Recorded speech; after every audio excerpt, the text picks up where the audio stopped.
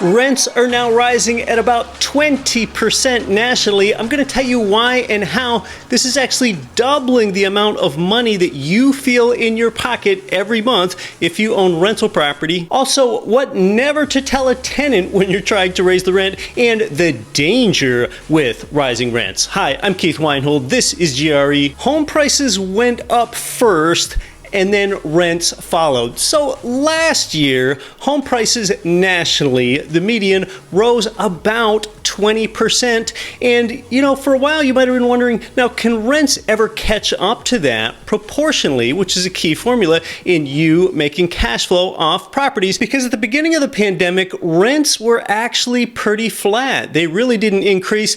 And then you began to see some heavy in-migration markets like a Phoenix. You learned about it going up 5%, 10%, 15% year over year in rents, 20% year over year in rents. And then you began to see this in a few more markets. And what are you seeing nationally now? Nationally, could rents ever really catch up to price growth? Could rents really go up 20% year over year? Well, we're about to look at what happened. But first, understand, this is a pretty normal cycle. When rents rise faster than historic norms, like they have in the past year, rent increases typically lag behind that, but they do indeed occur. I've been a direct real estate investor since the year 2002. I've seen this happen. It's not my first rodeo with this, because what happens is when home prices rise steeply, oftentimes people get priced out, especially when it comes to them affording a down payment. That, therefore, consequently increases rental demand and rent prices. So that's why the cycle works that way. The Force is with you, young Skywalker. But you are not a Jedi yet. How it started? With house price bidding wars. How it's going? Rental price bidding wars. So here we go. Could it happen? Could we get about 20% rent growth nationally? Yes. Realtor.com here, through this article, shows us that the national median rent for one-bedroom properties is up 19.3% year over year. It tells us that Florida markets are up a lot, and so are a number of other markets. Memphis, for one, has year-over-year rent growth of 23%. That's a popular GRE investor market. This chart will tell you quite a bit more. It's more visually appealing. This is the NAR's 12-month asking rent growth. You can see how it's organized by metro size.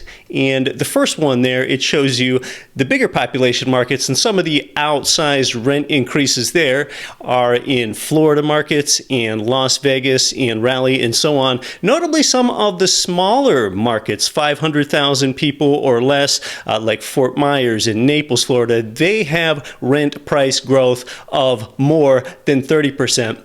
Hey, go ahead and put a like on this if you would, if you've learned something, if this has been informative to you already. And I'm guessing you don't like this if you're a tenant that doesn't own any rental property, but at least hopefully you found it informative too so far. I'd really appreciate the like. Let's talk about what rent increases do for you if you own income property. This is key. This is the money that you feel in your pocket every month. And maybe you or a layperson thinks, oh, well, it's increased the money I feel in my pocket 20%. Oh no, it's a whole lot better than that. So let me just use the simplest example. Let's just say you have a property with $1,000 of rent income minus $900 worth of expenses, that being the mortgage and all the operating expenses, and that leaves you with $100 in cash flow.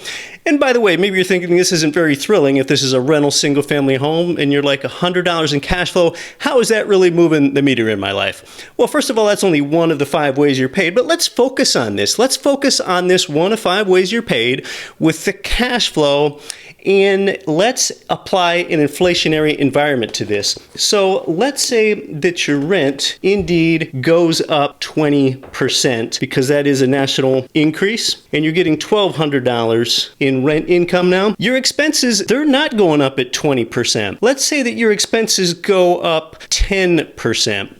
And there are a few reasons for that. First of all, your biggest expense, the mortgage principal and interest, that's fixed. That doesn't go up at all. You know what? Let's just apply an entire 10% to this whole thing. Let's say your expenses went up to $1,000. That's actually an 11% increase. We're talking about increases in things like your maintenance costs and your property taxes and your property insurance. I don't think they're going up at 10 or 11%, but let's just be conservative and say that they are. Well, what's that leave you with? Now it's a rent income of $1,200 minus expenses of $1,000. I doubt they've even gone up that much, but what that does is that gives you $200 of monthly cash flow. So what happened to the money that you feel in your pocket every month? That number doubled. Extrapolate that effect across your portfolio. And importantly, one of your expenses is a mortgage. You are leveraged. You do have a mortgage.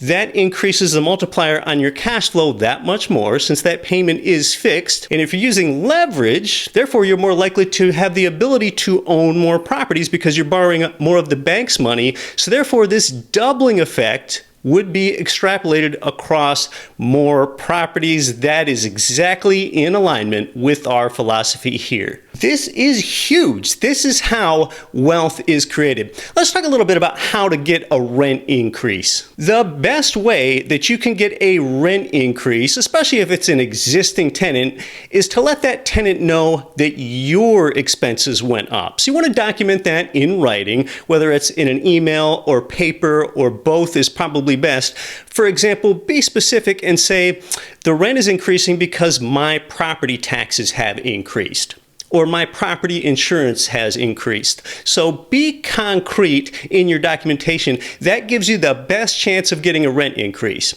The next best thing to do is to use neighborhood comparables. So you might fall back on this if you get some pushback by saying that your real expenses have increased, and show what some of the comparables in the neighborhood are so that you are in alignment with the market. We're not trying to fleece anybody. We're just trying to get the prevailing market rent. The one thing that you don't want to tell a tenant is really start going down the road of, well, just with inflation, everything's gone up a lot more. Don't you know Jerome Powell is buying billions of dollars of treasuries and mortgage-backed securities every month?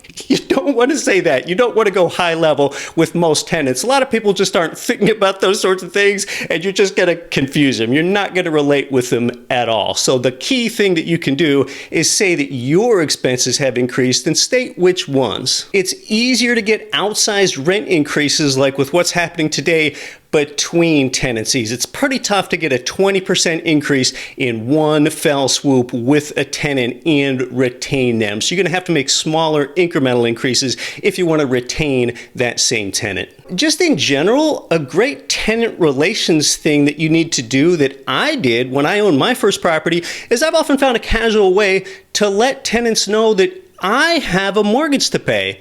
And you know, back when I rented my first ever apartment, which wasn't even an apartment, it was a pool house for $325 in Westchester, Pennsylvania. Yeah, it was pathetic. I thought that $325 that I gave to my landlord every month, like in my mind, I was like, oh, that's mostly or completely profit. And it was an epiphany to me to learn that my landlord, I still remember his name, Eric, it was an epiphany to me to learn that he had a mortgage to pay. I didn't know that, and somehow that did actually motivate me to think, oh, it's really important that I pay the rent on time so that Eric can pay the mortgage. So let tenants know that. Most of them don't understand that. I gotta throw out a word of caution. There is a danger with rising rents. Okay, yes, this is definitely generally a good thing for income property owners, but I think the danger of rising rents is if you start to become more of a speculator and less of an investor. For example, if you tell yourself, hey, I'm going to buy this property that has negative $100 or negative $300 of cash flow every month because I'm going to bank on the fact that rents are going to continue to increase because rent incomes have so much upward momentum on them right now. And you know what? If you assume that, you could very well be correct, but that's not how I like to buy. That tilts into being a speculator rather than an investor because you're now putting hope into the equation rather than real fundamentals and what provides cash flow today. Let me just ask you this question before you buy for negative cash flow. Again, do that if you want to, but you better understand this first. How would you feel if the price of properties went down and you're feeding this thing $100 or $300 every month? How would it feel if you fed something that's simultaneously going down in value?